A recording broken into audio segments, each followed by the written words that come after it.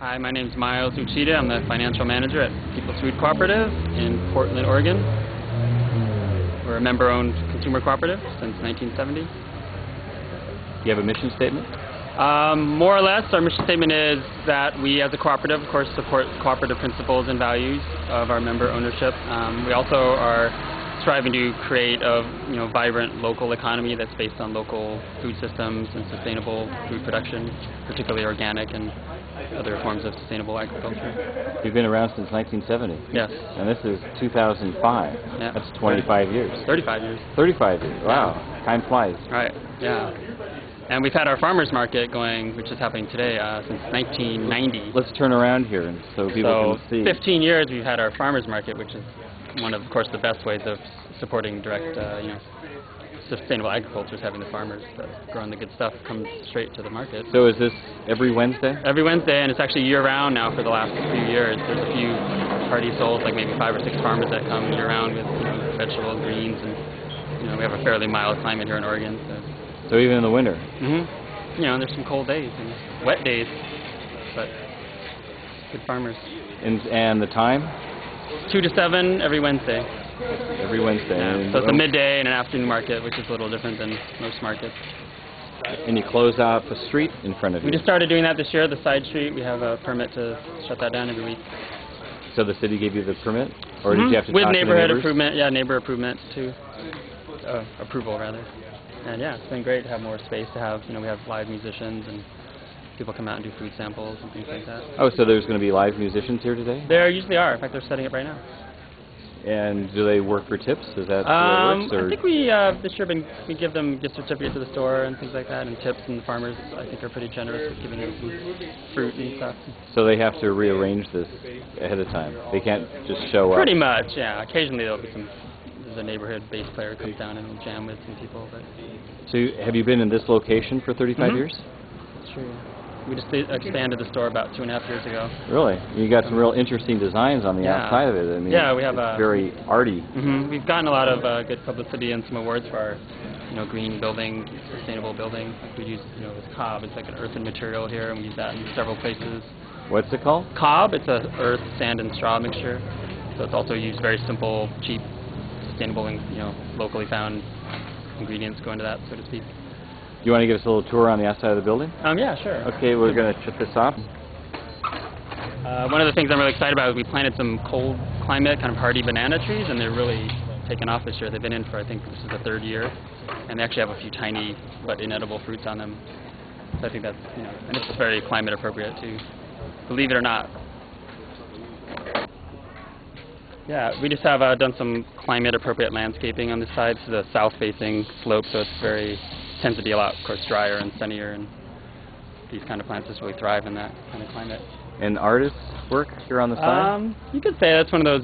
We did a lot of building art, kind of blending that. There's a lot of sustainable natural builders in Portland, and so we had a really good group of people that worked on this cob building, and that's a bottle wall, so it actually allows light, and it's good for retaining and insulating, retaining heat that goes into the light. It looks really nice from the inside too. So the bottles go all the way into the inside? Yeah, from the inside you see the other side of those bottles actually. And it's embedded in the natural cob earthen walls. So yeah, we're here in our bulk section, and we, because of our values of ecological sustainability, we and our customers really support things like bulk products, like reducing packaging and buying some more interesting types of things. So we have actually really high produce and bulk sales compared to most stores. That's actually almost about half of our sales in those kind of unpackaged products. And so we're able to carry some local stuff. How about the coffee? Is that local? That is from, well, of course, the coffee's grown in Chiapas, but it's a fair trade coffee cooperative, and they're based out of Eugene, the actual company where they do the roasting. So it's a local, processing place. It's local company with good products, fair trade. Here in the produce department, particularly in the summer, we really strive to get local stuff direct from farmers when we can, for better freshness, better prices for the farmers. The relationships with the farmers are really important to us in terms of understanding kind of the seasonal aspects and some of the challenges of growing, especially sustainably, where farmers aren't getting paid what they need to be getting paid for the work they do. So in the summer, we're able to carry, I'd say most of our products are local, at least from the Northwest. Pacific Northwest, and of course, fruits in season, and we carry some interesting varieties of peaches and plums when we can, when they're available. This is the bottle wall from the inside, and it's basically the colored bottles are just embedded into the earth and cob wall. And it's really nice when the sun is shining directly in there. It's really beautiful. Especially in the wintertime. Especially in the wintertime, because right now it's, for the middle of summer, the sun's high up, but in the wintertime, when the sun is at a low angle, it comes in pretty low, being pretty far north, and it shines right in there. When it's sunny, on the rare day when it's sunny in the wintertime. So does it project color up on the wall? Not really. It's more just that it's bright right there. The color is really enhanced, and I think it, probably does a little bit. It doesn't make the whole store rainbow colored or anything. Okay. It's cool. Yeah. And what we call our sunroom, it's basically a little seating area. It has a couple of cob earthen benches, and the wood that was used to frame this is all reused wood. A couple of the big beams were from an old warehouse. Oh, you have a warehouse? Oh no, from an old warehouse that was deconstructed, and we got some recycled beams from that. So when did this building get rebuilt? It finished the end of basically the year 2002. The whole year we did construction, and finished up in December of 2002. Are you planning to expand more? Not at this time, but we are, in the 2.5 years that we've had this bigger space, where our sales have grown a lot, so we're definitely kind of considering that for the next few years, what our options are in the neighborhood.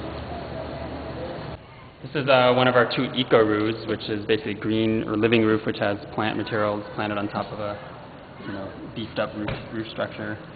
And this is also a south-facing slope, so we have a lot of very desert-like looking plants here that require very little water, and also the soil is really shallow. You said about 6 inches? I think it's about 6 inches, or maybe a little less even. So they're definitely able to survive in.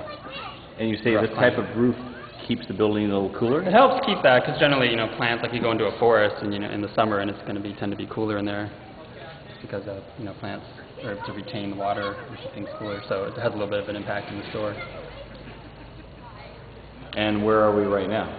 We are upstairs in what we call our community room. It's basically a meeting and gathering space, and we use it for meetings, but also it's available for people to come and have meetings or classes or presenters or just whatever. Sometimes there's birthday parties in here. Do you rent it out? Is that it? Yeah, basically. Generally we let people use it for free. Sometimes we'll charge a fee for it. But yeah, it's a nice gathering. Is there a history to the floor? The floor actually is it's made out of primarily madrone wood. It's new wood, but it's sustainably grown madrone wood, which is a hardwood that grows in Northern California and Southern Oregon. And then there's some other reused hardwoods in the middle, and we used a lot of reused wood on some of the other floors, like recycled, and on the siding of the building. As much as we could, we reused.